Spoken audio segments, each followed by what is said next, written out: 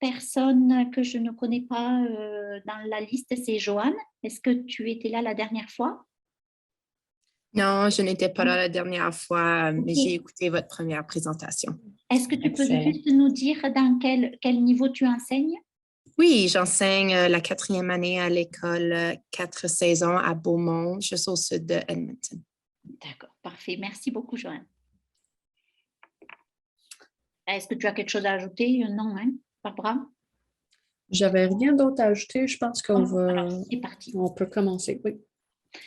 Donc, la dernière fois, nous avons parlé des apprentissages essentiels et puis je vous remercie pour les commentaires ou questions que vous avez mis dans l'évaluation. Donc, ça me permet de justement d'adresser, non, quel bel anglicisme, mais de tenir compte ou voilà, d'une des questions qui avait été posée. Est-ce que tu peux changer par rapport? Excellent, oui. Voilà. Merci. Donc, une des questions, c'était comment fait-on pour cibler les apprentissages essentiels? Et on avait juste dit rapidement, donc il faudrait que ça réponde à 3 critères. Est-ce qu'ils sont préalables pour des apprentissages essentiels de l'année en cours? Donc là, on parle d'apprentissage de l'année précédente ou des années précédentes. Est-ce qu'ils sont transférables et durables? Mais moi, j'aimerais vous poser une petite question et vous pouvez répondre dans le chat ou prendre le micro. Mais parmi les 3 critères que vous avez là, lequel vous paraît le plus simple à utiliser?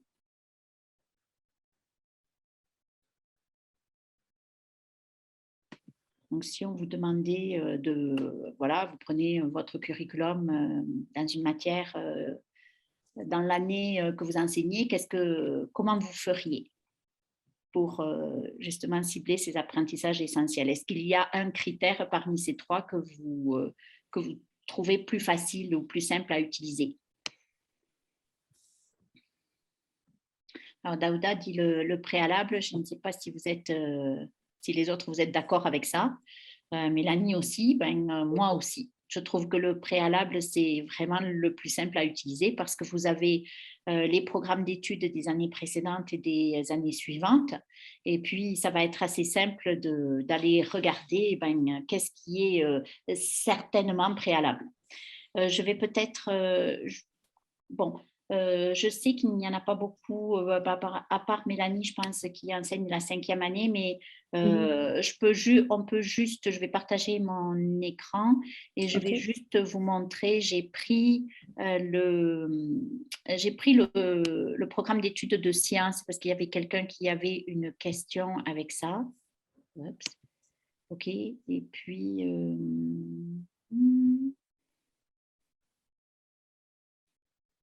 OK, désolée. Et on va aller dans mes... OK, si tu vois quelque chose qui ne voit pas, Barbara, surtout n'hésite pas. Ouais, on voit Donc, ton écran. oui. Donc, j'ai pris, alors je ne sais même plus où c'est que je me trouve, mais ah oui, oui, oui, si je me trouve au bon endroit. OK, je pense que c'est le curriculum de 6e année. Et puis, j'ai mis des séries de couleurs et on peut vous partager le document si ça vous intéresse. Mais les 3 couleurs qui sont là, en fait, j'ai mis en jaune les choses qui sont préalables. Et puis, j'ai mis en vert quelque chose qui est préalable, c'est sûr, mais qu'on va tellement revoir dans les années suivantes que ce n'est pas, disons, personnellement, moi, si j'avais enseigné la 6e année, j'exposerais mes élèves aux différentes variables, etc., qu'il y a dans la méthode scientifique, mais je n'y porterai pas, disons, une attention énorme parce que c'est refait en 7e, en 8e, en 9e, en 10e. Tous les ans, on repasse par-dessus ça. Il y a aussi une petite chose, j'ai mis ceci, donne, enfin je ne sais pas si vous arrivez à le lire, mais le donne ou une ou plusieurs réponses possibles aux questions posées en formulant une prédiction ou une hypothèse. Alors ça là, ça me pose beaucoup de soucis.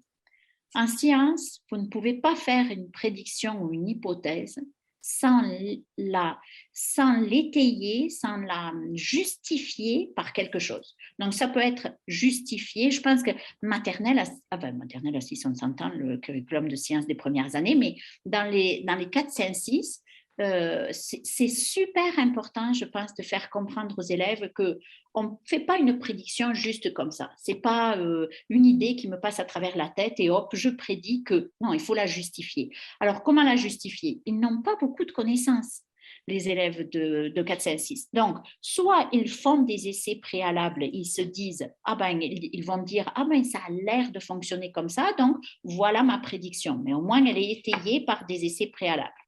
S'ils font aussi, je parlerai d'hypothèses s'ils avaient des connaissances, s'il y a des connaissances théoriques qu'ils peuvent mettre en avant pour dire, OK, j'ai appris ceci, donc maintenant je suis dans une situation nouvelle et d'après ce que j'ai appris avant, je pense que je fais l'hypothèse que ça va donner tel résultat et puis on fait l'expérience et on regarde. Donc, j'ai vu déjà dans le passé des enseignants vraiment mettre beaucoup l'emphase sur prédiction et dire que c'était une hypothèse, mais si elle n'est pas étayée par quelque chose, je pense que ce n'est pas très bon. Et quand vous regardez les réseaux sociaux et quand vous regardez tout ce qu'on peut entendre, en particulier dans le domaine de la santé, les gens pensent que ceci, c'est très bien pour telle sorte de maladie, etc., médecine naturelle, etc. Mais à la base, voilà, il faut quand même des expériences, il faut de bons arguments pour même faire une hypothèse. Bon, ça, c'était... ensuite, je vais passer peut-être un petit peu et juste prendre un seul module, mais quand on regarde par exemple les propriétés de l'air et l'aérodynamisme en 6e année, le curriculum est super intéressant, mais si on cible vraiment que l'on va utiliser dans les années futures, parfois il y a très peu de choses. Donc, ici, j'ai retenu les 2 premiers sur donne des preuves que l'air occupe de l'espace, exerce une pression, etc. Que l'air est un fluide compressible. Bon, ça, on peut faire des petites expériences avec ça assez faciles. Mais après, pour tout le reste, c'est super intéressant. Tout ce qui est en particulier donc relié au vol, à la portance, etc. Mais en même temps, si on veut rentrer là-dedans dans on ne va pas rentrer dans des concepts théoriques, etc. Donc, il faut que ça reste très pratique, très expérimental. Et les élèves vont peut-être essayer différentes formes de planeurs, l'air des ailes par rapport au reste, la masse, etc. Donc, il y a de quoi investiguer. Mais en fait, après, on ne parle jamais de la portance. Donc, ça peut vous aider peut-être à faire ça peut vous aider à cibler dans les apprentissages qu'est-ce qui est vraiment ce sur quoi vous allez mettre beaucoup d'accent et ce sur quoi vous allez peut-être mettre un petit peu moins de temps. Ou moins de temps, ou disons, ne pas vous soucier trop si les élèves n'ont pas très bien compris. Donc, je ne sais pas qui, évidemment, a posé la question de comment décider quels sont les apprentissages essentiels dans les curriculums de sciences. Encore une fois, ça doit être fait plutôt en équipe collaborative, mais quand moi je relis le curriculum et pour avoir enseigné 7 à 12, je vois qu'il y a des choses qu'on ne reverra jamais. Si je regarde l'astronomie, par exemple, en 6e année, oui, il y a beaucoup de choses qui sont très importantes parce qu'ensuite, on revoit ça en 9e année, mais en 9e année, on va mettre l'emphase sur les méthodes d'exploration spatiale et pas trop sur le système solaire. C'est quelque chose qui est fait très, très rapidement. Donc, c'est important de bien faire le système solaire quand on est en 6e année. Bon. Alors, je ne sais pas si ça vous aide et si ça répond à la question de la personne qui l'a posée ou si vous avez besoin de plus d'aide. Et aussi, vous pouvez mettre dans le chat si le document vous intéresse, mais encore une fois, je pense que personne n'a vraiment la super vérité là-dessus. La seule chose, c'est de prendre tous les curriculums et de regarder qu'est-ce qui se répète ou qu'est-ce qui revient ensuite. Donc, Barbara, je te laisse revenir donc, qu'est-ce qu'il faut que je fasse? Il faut que j'arrête mon partage d'écran. En effet, oui.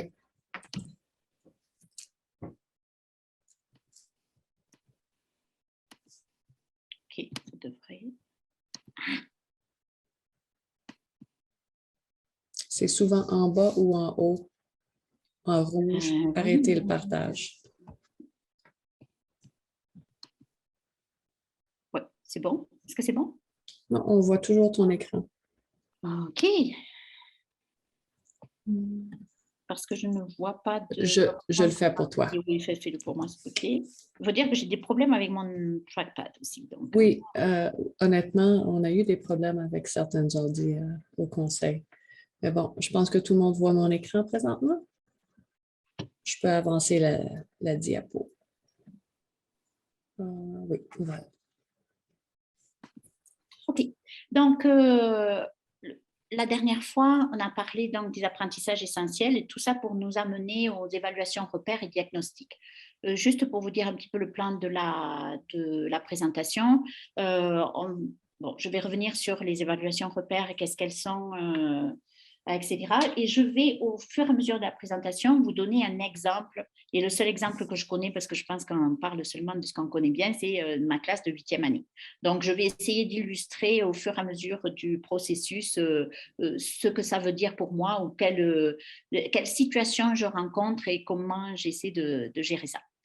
Donc, cette semaine, je me suis inscrite à une formation avec Dylan William, qui est un professeur d'éducation aux États-Unis. Et j'ai traduit en français ce qu'il a dit, mais ça m'a vraiment tellement choquée. Enfin, choquée, pas choquée, mais je pense que c'est quelque chose qu'on devrait avoir à l'esprit tout le temps.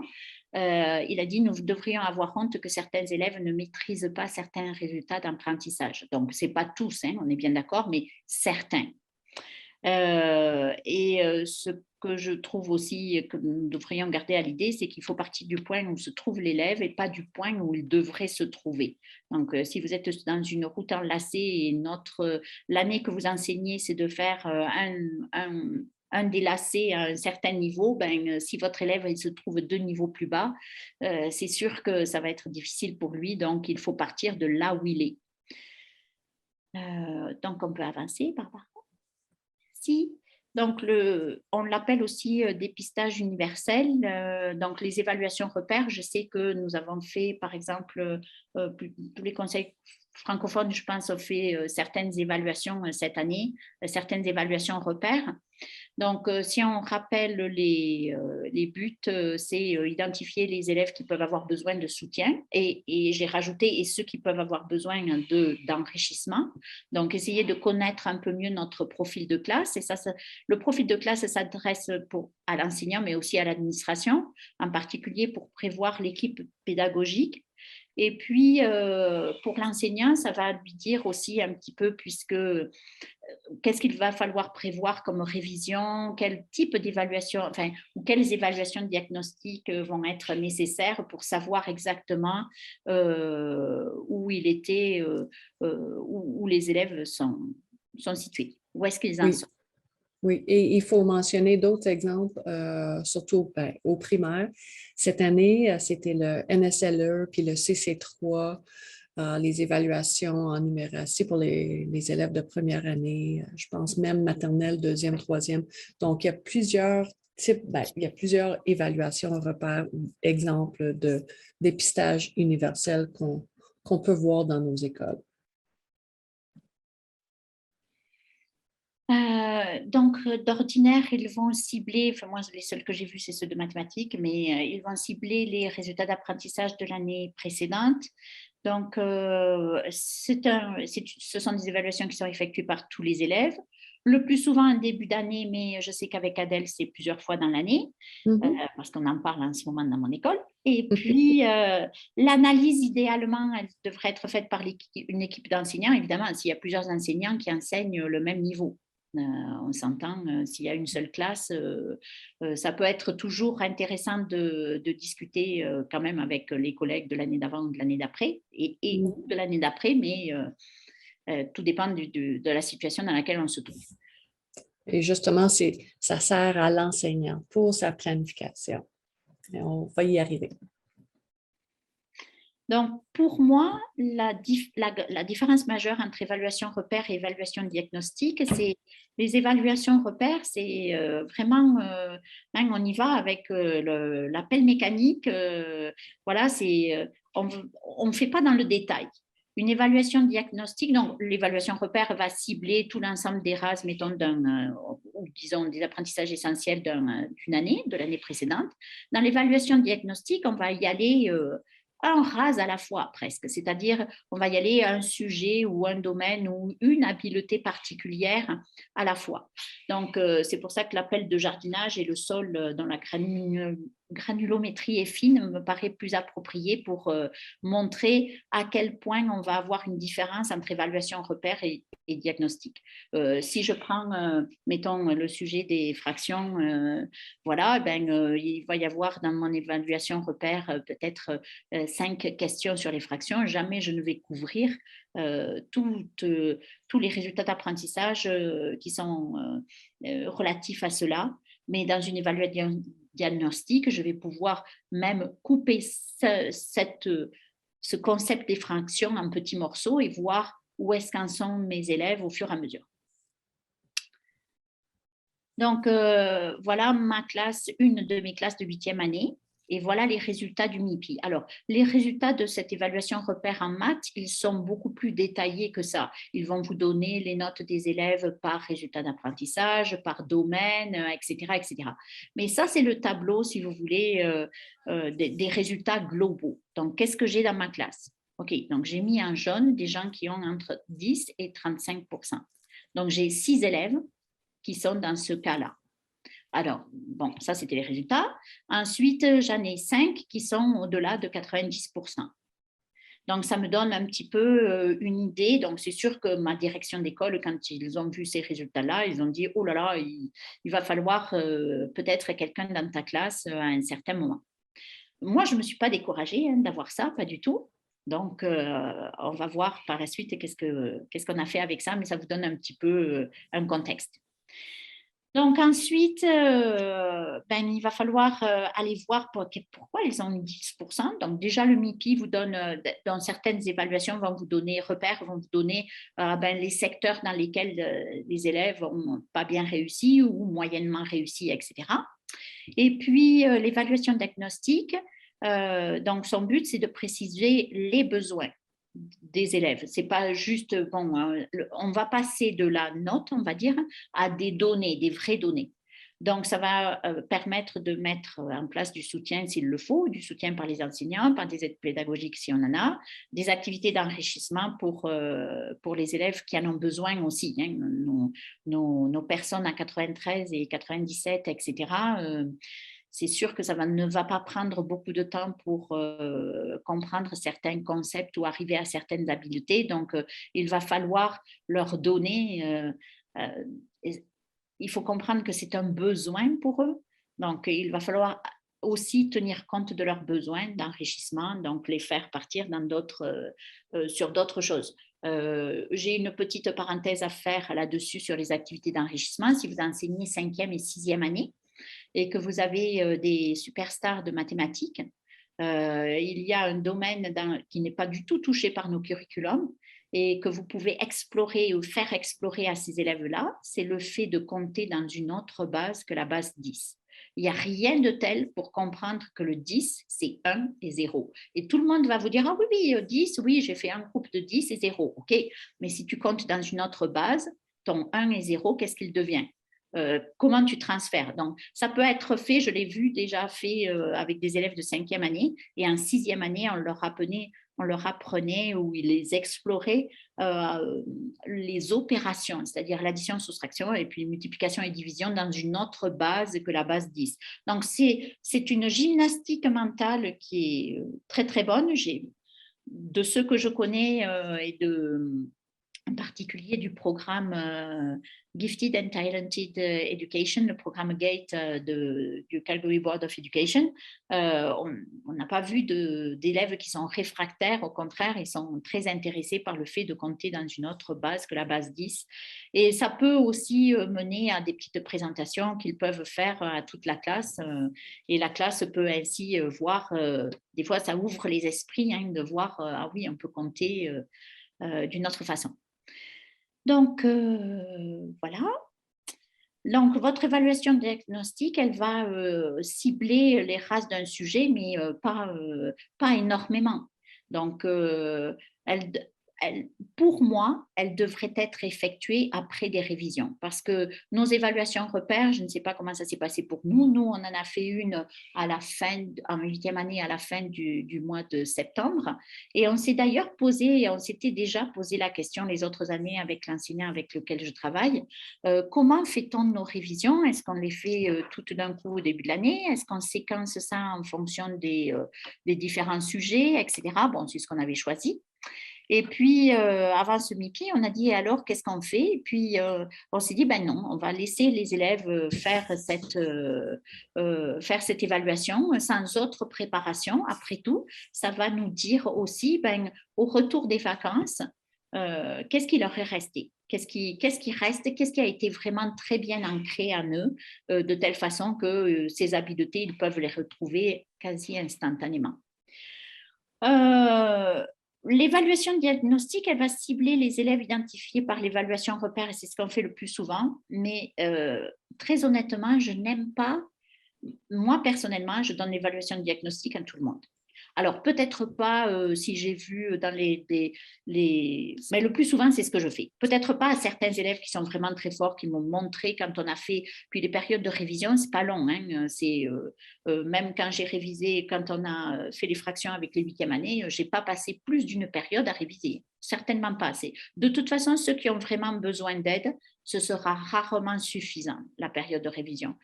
Mais il y en a d'autres qui ont fait pas bien du tout dans l'évaluation repère, et puis vous rafraîchissez leur mémoire, et on va revenir à ça tout à l'heure.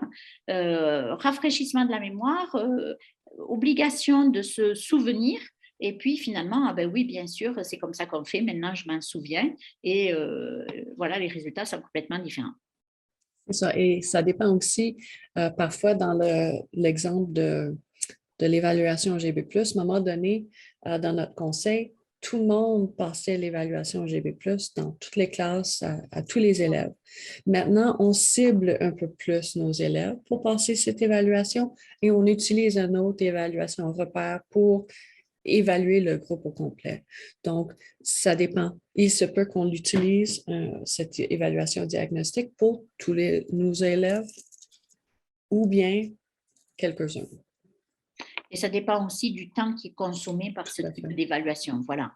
Si on prend les mathématiques ou même les sciences, peut-être ça peut aller beaucoup plus rapidement et c'est beaucoup plus ciblé parce que c'est un petit morceau. Il y a moins de... Voilà, je pense que c'est beaucoup plus facile effectivement qu'une évaluation de lecture. Et là, sinon, ça consomme énormément de temps. Hein. Comme toujours en éducation, il faut faire la part des choses entre combien ça coûte, combien de temps ça prend et pour quel résultat.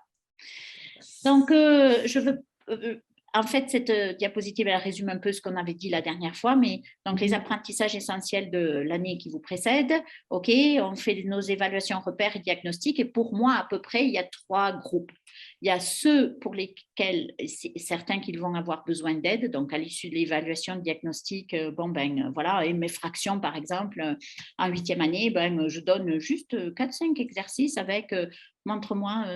comment tu fais une addition, comment tu fais une soustraction, je leur demande, OK. Et puis, il y avait 5 exercices sur mon évaluation diagnostique des fractions en 8e année. Donc, 5 exercices qui se rapportaient à des résultats d'apprentissage de 7e année. Donc, à l'issue de ça, je vais décider qui a besoin d'aide. Je vais fixer un objectif. Donc, l'objectif, il est fixé par les résultats d'évaluation diagnostique. On va trouver un moyen d'enseigner ça à ces élèves-là, le réenseigner, leur faire se rappeler. On va évaluer leur progrès et puis on va y mettre fin.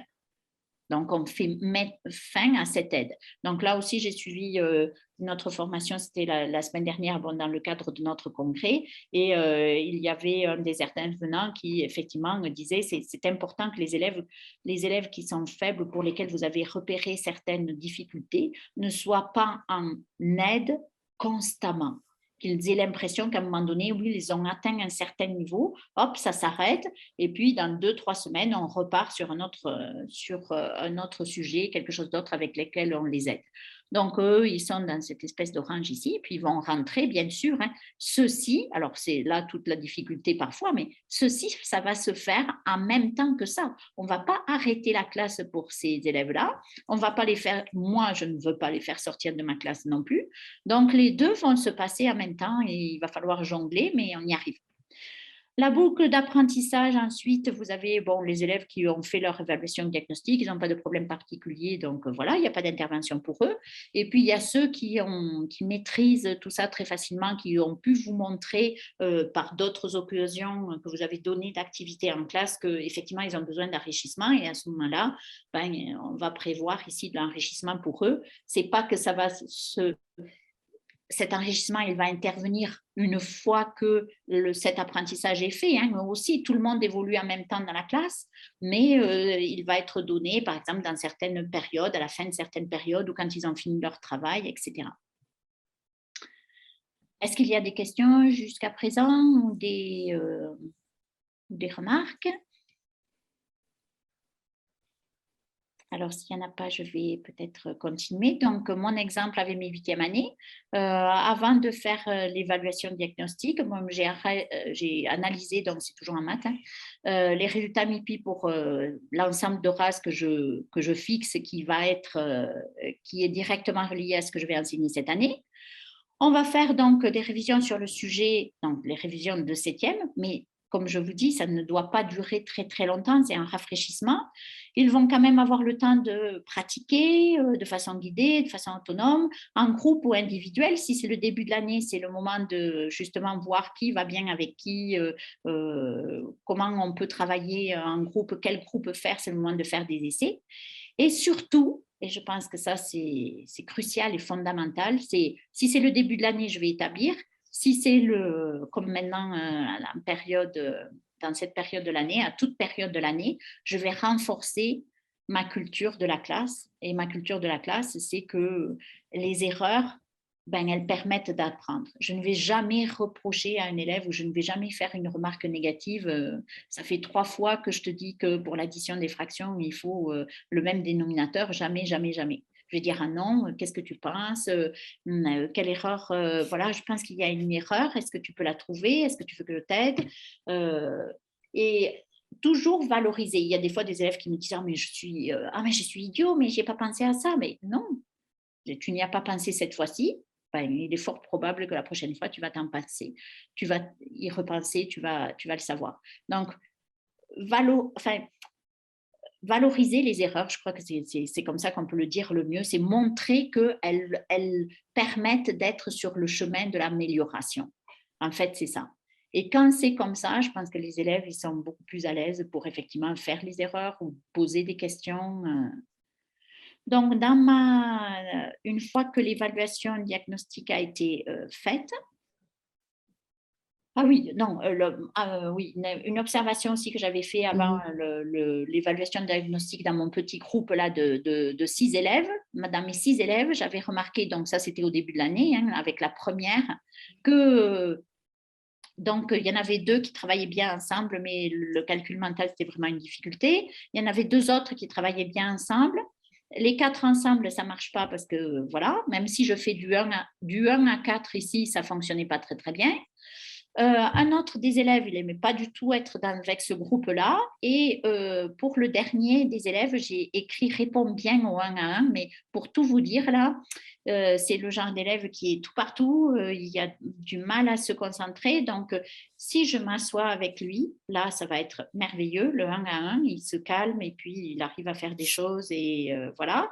Et sinon, c'est un défi pour lui de se concentrer. Donc, ça, c'était un petit peu mon groupe de classe. Voilà. Une fois que l'évaluation diagnostique est faite, donc ça pouvait être, par exemple, mes 5 exercices, comme je vous avais dit, sur les fractions après la révision, pour 5 d'entre eux, comme c'était un petit peu attendu, la période de révision, ça n'a pas suffi, ou même de pratique, ça n'a pas suffi. Probablement que c'était trop rapide. Ils avaient besoin de bien plus qu'un rafraîchissement. Il y en a un qui s'est amélioré, qui commence à avoir quelques automatismes qui, on voit que ça va mieux, mais il faut consolider cet apprentissage. Donc, de façon générale, en leur reposant certaines des types de questions qu'ils avaient à l'évaluation repère pour voir si ça avait été un bénéfice, parce qu'il faut toujours avoir des preuves quand même de nos interventions, est-ce qu'elles amènent quelque chose ou pas. Bon, tous les élèves, donc pas ceux qui étaient avec 90 et plus, mais les autres élèves, ils ont tous bénéficié des révisions, donc ils réussissent mieux au même type de questions ou d'évaluations. Mais il y en a 2 encore qui hésitaient parce qu'il n'y avait pas dans le module que j'allais préparer là, c'était celui des fractions, eh bien, il n'y avait pas que mes 6 élèves qui avaient des notes vraiment basses à l'évaluation repère, il y en avait d'autres. Donc, les autres, c'était juste un besoin de rafraîchissement. C'est pour ça que le MIPI, c'est vraiment l'appel mécanique. Ils avaient besoin de rafraîchissement là-dessus et ça suffit pour remettre des mécanismes en place. Mais il y en a 2, c'est encore un peu hésitant. Donc, ces 2-là, je vais les garder à l'œil et eux aussi, je vais intervenir de façon… ils vont être un peu plus autonomes, si vous voulez, dans leur rattrapage que le groupe des 6, parce que ce groupe-là des 6, il va falloir intervenir avec eux. Donc, une fois que ça c'est fait, eh ben, on va pouvoir planifier. Alors, je vais pouvoir planifier mon module. Je ne vais pas le faire avant. Oui, je vais avoir une espèce de cadenas avec les activités que je veux faire, les moments où je vais évaluer, qu'est-ce que je vais évaluer, mais je vais quand même surtout planifier comment leur aide va être faite en même temps que l'enseignement. Personnellement, moi, c'est ce que j'avais trouvé le plus difficile à faire. Donc, on va analyser les résultats d'apprentissage de l'année en cours pour cibler ce qui est essentiel. On va exposer les élèves à tous, mais on va cibler pour ceux qui ont besoin d'aide les apprentissages essentiels de l'année en cours. Et donc, on va un peu écrémer le curriculum pour certaines choses qui ne sont pas soit préalables pour ce qui suit, soit transférables, mais surtout préalables. Et même s'ils vont être exposés, eh bien, ils vont quand même, on va libérer du temps de pratique pour passer avec ces élèves-là et pendant ce temps-là, ils vont recevoir de l'aide et se mettre à niveau. Donc, je vous donne un exemple.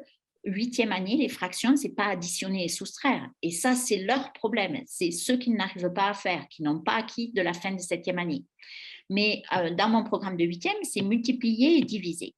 Donc, dans multiplier et diviser, il y a des résultats d'apprentissage qui parlent et qui sont très intéressants, hein, qui parlent de le représenter la multiplication et la division des fractions. Okay.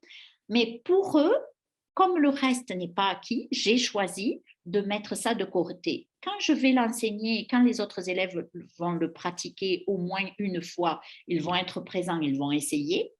Ils vont être exposés à ça, mais pour moi, je ne vais pas les évaluer là-dessus et je ne vais pas insister sur cet apprentissage. Ça va me libérer du temps pour essayer de rattraper ce qu'ils n'avaient pas fait, ce qu'ils n'ont pas acquis plutôt en 7e année, c'est-à-dire l'addition et la soustraction. Et comment je vais faire? Eh ben, oui, c'est un peu difficile, mais j'ai jamais eu une classe avec 6 comme ça. Et puis, mais mes 2 élèves pour lesquels c'est bon le 1 à 1, ben, je vais prendre du temps avec eux 1 à 1. Les 2 autres groupes de 2, ben, je vais passer du temps avec 1 à 2 avec eux. Souvent, il y en a un en particulier de ces élèves, donc on va aller chercher des stratégies pour essayer de rendre ces apprentissages, de faire en sorte qu'ils restent. Donc, j'en ai un, par exemple, qui est passionné, mais alors en ce moment, il est passionné par tout ce qui est véhicule à moteur et en particulier les gros trucks, etc. Donc, je vais essayer tout le temps de relier tout ce qu'on apprend à cela. Donc, relier les apprentissages à leur expérience, au goût personnel. Donc, il faut bien les connaître, c'est sûr, pour essayer juste d'avoir un autre moyen qu'ils soient réceptifs, disons, à la tâche qu'ils vont faire ou aux apprentissages qu'ils doivent faire. Et donc, on va planifier aussi l'évaluation des progrès, quand c'est que ça va se passer et comment ça va se passer. Je pense qu'il faut que j'accélère un petit peu, mais on va y arriver. Donc, dans l'évaluation des progrès, ben, une fois que vous êtes intervenu, que les élèves ont pratiqué, etc., vous commencez déjà rien que par les observations à avoir une bonne idée de là où vous en êtes. Donc, l'évaluation de progrès, elle peut se faire par observation. Vous pouvez enregistrer les élèves, vous pouvez leur demander de vous expliquer comment ils font, etc. Ça n'a pas besoin d'être un test. Le tout, c'est que pour moi, je pense qu'il faut quand même en garder une trace quelque part. Donc, heureusement, on a la technologie. Voilà. Et puis, cette évaluation des progrès va nous permettre de déterminer si le soutien a un impact. Est-ce que tous se sont améliorés? Est-ce que mes 6 élèves, là, ils arrivent à faire de l'addition et la soustraction des fractions? Oui, ils y arrivaient, mais je sentais encore que pour 2 d'entre eux, il y avait encore des hésitations. Surtout quand je mélange les choses, c'est-à-dire quand je leur donne des additions, des soustractions, une multiplication et division de fractions tout ensemble. Et là, il y a un petit moment, ce n'est pas encore tout à fait immédiat. Donc, je sais qu'il va falloir y revenir. Si le soutien n'a vraiment pas eu d'impact, bon, ce serait, mais au moins c'est ça, on a l'idée que ça ne devrait pas arriver, mais si l'impact n'est pas tout à fait ce qu'on attendait, ben, on va ajuster les mesures ou on va se reprendre une autre fois. Et surtout, si ça a été bien fait, il faut formellement dire aux élèves, bon ben voilà, tu es rendu là et maintenant on met fin au soutien, on verra après s'il faut recommencer. Mais garder une pause est importante, enfin, laisser une pause entre deux sessions d'aide. Donc, en fait, si on regarde tout le schéma du déroulement, ben, on a l'évaluation repère, on en fait l'analyse, et puis là, on engendre une série de boucles pour faire tout notre curriculum. Donc, réviser sur un sujet, faire l'évaluation diagnostique et la planification. Donc, finalement, les élèves vont avoir des parcours d'apprentissage qui sont différenciés. Bon, on fait notre boucle d'apprentissage et rétroaction, évaluation, etc. Puis, une fois que c'est fini, ben, on va repartir sur un autre sujet et ça continue. Barbara, voilà, merci. Donc, quelqu'un avait demandé comment empêcher que les lacunes ne se développent dans notre propre année. Alors, je pense qu'il est important de revenir souvent sur les apprentissages essentiels. C'est-à-dire, par exemple, en maths, pour moi, les fractions, ça fait depuis septembre ou octobre qu'on les a finies. Mais une fois ou 2 fois par mois, en début de période, eh ben, on va en reparler ou on va refaire quelques exercices ou on va avoir des petits scénarios qui vont faire intervenir ces fractions. Donc, on va en reparler. J'ai écrit évaluer, mais en fait, l'idée de ces activités, etc., c'est d'obliger les élèves à retrouver les connaissances ou les habiletés qu'ils ont acquises. Et s'il y a eu des difficultés, et s'il y a des élèves qui démontrent que ben, finalement, ils ont des difficultés à nouveau avec ça, il faut intervenir. Je pense que ne pas laisser les lacunes se développer, c'est évaluer pour savoir si finalement il y en a, si au cours du temps, vraiment, la rétention, elle est très faible, et intervenir si on voit ça. Et ça va nous amener à, en fait, une autre question, c'est que dit la recherche là-dessus? Et une des... Bon, peut-être vous avez peut-être entendu parler, même probablement, mais quelque chose qu'ils appellent The New Theory of Tissues. Okay? La mémoire, elle a deux aspects, entre autres, la capacité à stocker de l'information, mais la capacité aussi à récupérer cette information.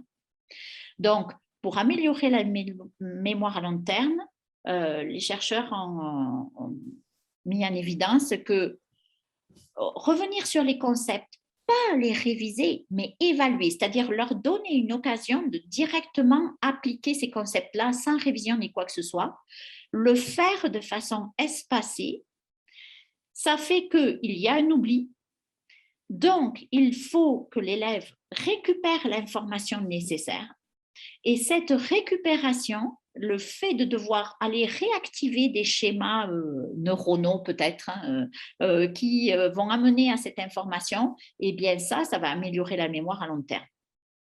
Alors évidemment, il y a des gens qui disent il faut l'espacer, alors vous y revenez, voilà, vous le réévaluez 1 semaine après, 2 semaines après, etc. Alors si on en arrive là, je ne sais pas, je pense qu'il faut commencer, il faudrait commencer avant même le début de l'année. Donc c'est un peu, ce n'est pas forcément très logique, mais l'idée d'y revenir de façon espacée pour qu'il y ait un oubli et donc qu'il y ait une récupération.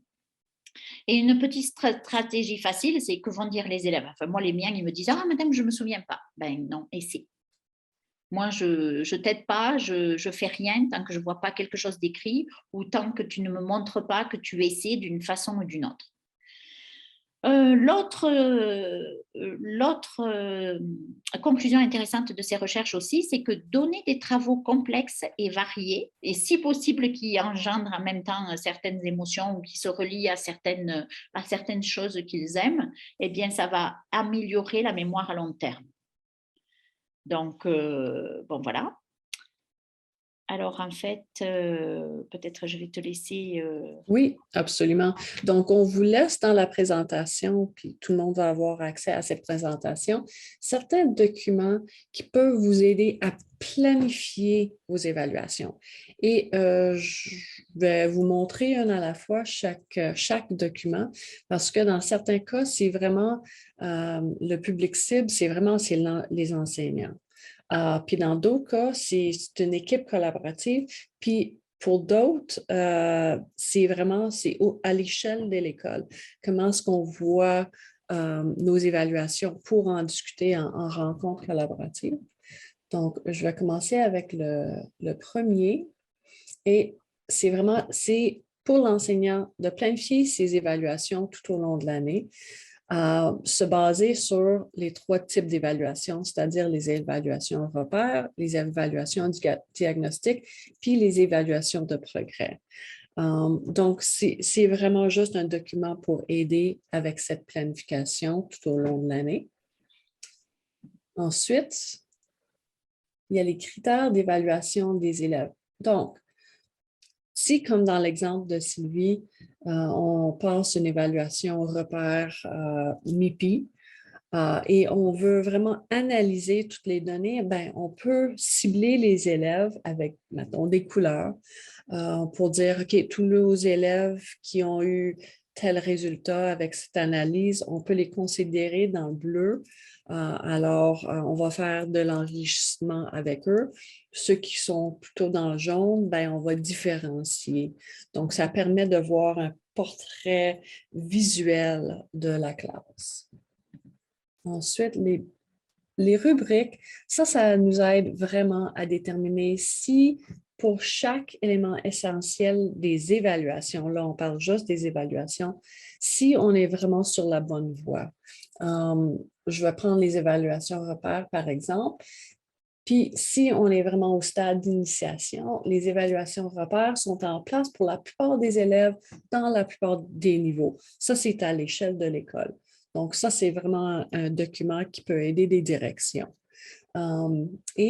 Si on est au stade de soutien, les évaluations repères sont en place pour tous les élèves et dans tous les niveaux.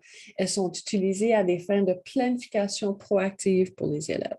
Alors, on peut voir dans cette rubrique comment on peut passer d'un stade à l'autre avec chaque type d'évaluation et la planification qui va avec. Et pour le dernier, c'est l'analyse des données et de fixer un objectif de groupe, c'est-à-dire pour l'équipe enseignant. Alors, une équipe peut être une équipe de niveau, une équipe qui est déjà formée depuis le début de l'année. Ça peut être une équipe collaborative. Et ce document nous guide dans le processus de fixer un objectif pour nous, pour les évaluations. Quelles forces pouvons-nous observer chez nos élèves en nous basant sur les nouvelles données reçues? Donc, on utilise les données des évaluations et selon ces données, quel domaine est-ce que nos élèves éprouvent des difficultés? Donc, quel objectif SMART pouvons-nous mettre sur place et quelle stratégie pouvons-nous utiliser pour atteindre cet objectif?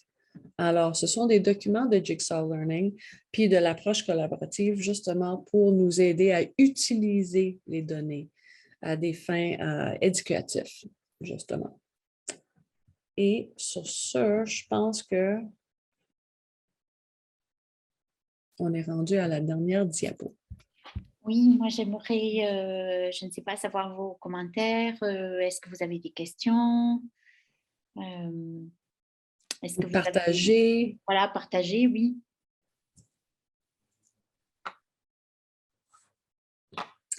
C'était pas mal théorique en utilisant un super bon exemple de 8e année en mathématiques, mais ça peut vous donner l'occasion de poser des questions au niveau d'une autre matière, un autre niveau. Je pense que ce qui manque surtout, c'est, en fait, en français, par exemple, qu'est-ce qu'on fait avec ça? Ou, Hmm. c'est plus complexe que dans une matière comme les maths, c'est sûr. Mais je Oui, pense que c'est quelque chose qui est ça, applicable aussi. tout à fait.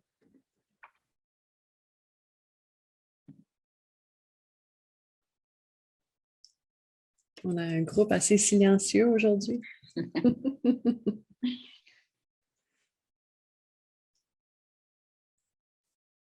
Trouvez-vous que l'information que vous avez reçue aujourd'hui, c'était la nouvelle information que vous allez pouvoir mettre en pratique? Parce que, comme j'ai dit, c'est pas mal théorique, mais on se base beaucoup sur nos expériences comme enseignants.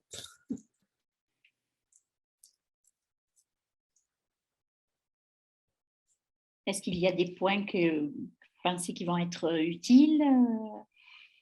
C'est sûr que, comme disait, c'était qui me disait tout à l'heure, oui, première année, hein, on ne va pas faire de l'évaluation diagnostique forcément, c'est sûr.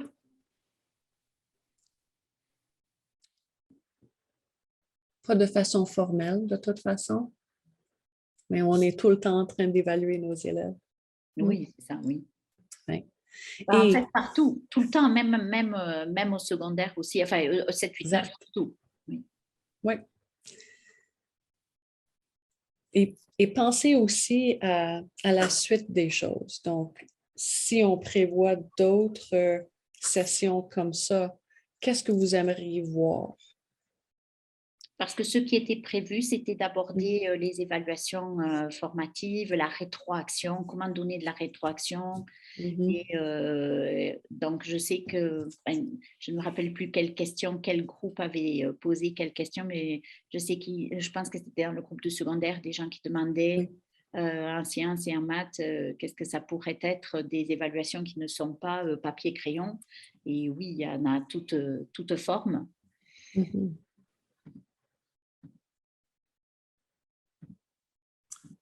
Pardon? Oui. Euh, Est-ce qu'il est possible d'incorporer ou bien d'insérer, par exemple, l'auto-évaluation des élèves ou bien l'évaluation des pairs euh, par rapport à ces trois types donc d'évaluation-là, repères, diagnostic et puis du progrès? Alors, bon, l'évaluation repère telle que nous, on l'a fait en tous les cas, donc ce sont des tests qui sont déjà donnés, etc. Hein, c'est à l'échelle de l'école et de tous les niveaux. Donc là, il n'y a pas beaucoup d'interventions qu'on peut faire. Dans l'évaluation diagnostique, personnellement, moi, je garde l'évaluation par les pairs et l'auto-évaluation. Enfin, l'évaluation par les pairs, je la garde pour l'évaluation formative. Ça, c'est sûr. Et voilà, dans l'auto-évaluation avec de bons critères, c'est-à-dire soit des critères, soit une rubrique, etc. Ça peut intervenir dans l'évaluation diagnostique, oui, bien sûr. Mais souvent, enfin, il me semble, mais pour moi, parce que je vois ça surtout en maths, que c'est quand même beaucoup plus puissant que l'élève me dise les difficultés qu'il a, ce qu'il n'arrive pas à saisir, qu'il me dise comment il pense. C'est surtout ça, en fait. C'est pour ça que le travail en petit groupe, genre 1 à 2, et surtout, j'essaie de mettre des amis ensemble parce que l'évaluation diagnostique, elle va être très efficace si vous avez accès à comment réfléchit l'élève. S'il ose vous dire, qu'est-ce que lui il pense donc des fois oui ça n'a pas de sens, mais quand on amène un élève à être assez confiant pour qu'il vous dise ce qu'il pense ou quelles difficultés il a ou etc., là on a vraiment un levier pour savoir comment l'aider Et donc là, le diagnostic, moi, je trouve, est plus fiable. Donc, ce qui fait que je ne mettrai pas l'évaluation par les pairs là-dedans. Bon, mes petits groupes de 2 là qui s'entendent très bien, etc., ils ne sont pas timides l'un envers l'autre, ils savent très bien qu'ils ont des difficultés et quelles difficultés, donc ils vont oser être naturels. Mais je pense que c'est très, très important l'évaluation diagnostique pour qu'elle soit fiable, c'est que les élèves soient vraiment naturels, que, voilà, qu'ils montrent bon, où est-ce qu'ils ont des problèmes. Donc, pour moi, dans l'évaluation diagnostique, l'auto-évaluation, ça va être dur parce qu'il leur faut quand même des critères. Donc, donner des critères quand on ne sait pas, en fait, pourquoi on ne sait pas ou pourquoi on n'y arrive pas, c'est difficile. Donc, personnellement, moi, je le réserve à l'évaluation formative. Et là, oui, c'est puissant. L'évaluation par les pairs, alors, c'est vrai que ça demande de la pratique pour que les élèves sachent évaluer. C'est une culture de classe, hein. Mais ça leur apprend beaucoup, en fait, d'évaluer les autres et de voir ce que les autres font aussi. Comme donner des exemples de travaux ou de résolution ou quoi que ce soit de travaux, mais je pense là, par exemple, à l'écriture, hein, donner des exemples aux élèves et qu'ils puissent situer ce qu'ils font parmi ces exemples ou qu'ils puissent analyser les exemples et dire qu'est-ce qui va, qu'est-ce qui ne va pas, ben, ça, c'est sûr que c'est une preuve de leur compréhension ou de leurs habiletés. Mais personnellement, moi, dans le diagnostic, je ne les utilise pas. Mais j'aimerais, excellente question, hein, c'est Daouda, c'est ça? Oui, c'est bien ça. Oui, donc je ne sais pas, j'aimerais bien entendre qu'est-ce que les autres personnes en pensent. Merci beaucoup.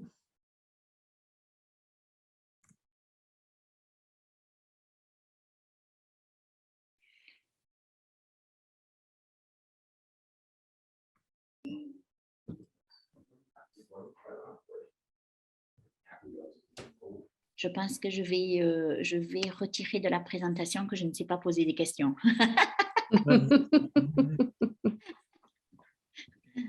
Ah, tu me fais rire. Bon, c'est bien, j'enseigne à des gens qui sont plus jeunes que vous, donc j'ai beaucoup plus de réponses, beaucoup plus de participation, mais... Je vous remercie. Merci Daouda, oui, au moins. Ouais. Et de toute façon, si vous êtes trop gêné à poser des questions devant vos collègues, c'est pas grave, nous sommes toujours disponibles par courriel pour répondre à des questions. L'évaluation que vous allez recevoir après l'atelier aujourd'hui, on vous encourage fortement de le remplir parce que comme ça, on peut améliorer notre pratique nous autres aussi. Répondre à vos besoins, oui, comme les questions qui avaient été posées, en particulier au sujet des sciences MA6, je dirais, ne vous en faites pas.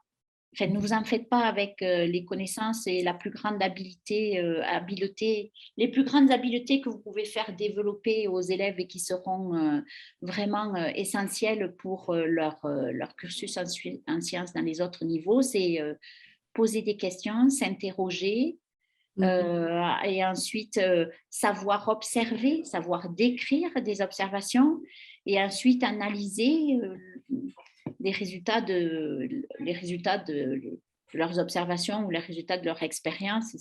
En fait, ça, c'est absolument fondamental. Donc, plus même que les connaissances. Je pense que c'est la démarche scientifique qui est vraiment fondamentale pour ce qui est des connaissances, voire même des habiletés. Vous n'en faites pas, tout est repris de 7 à 12. Ou à peu près. Une dernière question. À un moment, vous avez parlé de travail en groupe là. Vous avez dit que par exemple, 2 personnes qui sont des amis, par exemple, ils sont plus à travailler ensemble parce qu'ils sont des amis. Mais j'ai remarqué parfois que quand je donne cette possibilité, j'ai remarqué que ceux qui ont beaucoup plus de besoins ont tendance à travailler ensemble, alors que ça devrait être le contraire. Là, peut-être quelqu'un qui a un niveau un peu plus élevé travaille avec quelqu'un qui a des besoins. Mais j'ai trouve que ceux qui sont très forts là veulent travailler ensemble et ceux qui ont des besoins vont essayer de travailler ensemble. Cela peut probablement impacter leur apprentissage, n'est-ce pas? Oui, moi, je les laisse travailler ensemble. Donc, je ne fais pas trop de groupes, mais enfin, je ne suis pas très à cheval sur les groupes, mais quand même, je fais attention, effectivement. Alors, j'ai remarqué la même chose que toi, pas forcément pour les élèves qui sont forts. Je ne sais pas, mais ma classe enfin, de façon générale, ils ne travaillent pas ensemble, ils travaillent avec d'autres élèves, donc là, le transfert ou l'aide peut se passer effectivement. En revanche, les élèves qui ont beaucoup de difficultés, oui, je suis comme toi, ils vont avoir tendance à travailler ensemble. Moi, je les laisse ensemble quand j'interviens avec eux après l'évaluation diagnostique pour l'aide. Mais sinon, oui, je vais essayer de faire des groupes qui soient plus diversifiés et essayer de faire en sorte qu'ils ne soient pas toujours ensemble. Je suis tout à fait d'accord. Il est bien certain que oui, ça aide d'avoir d'autres personnes qui peuvent expliquer différemment que nous, qui peuvent donner d'autres schémas, etc. Oui, tout à fait. Mais c'est une tendance que je remarque avec nos élèves les plus faibles. Oui, ça c'est vrai. Oui, c'est la même chose.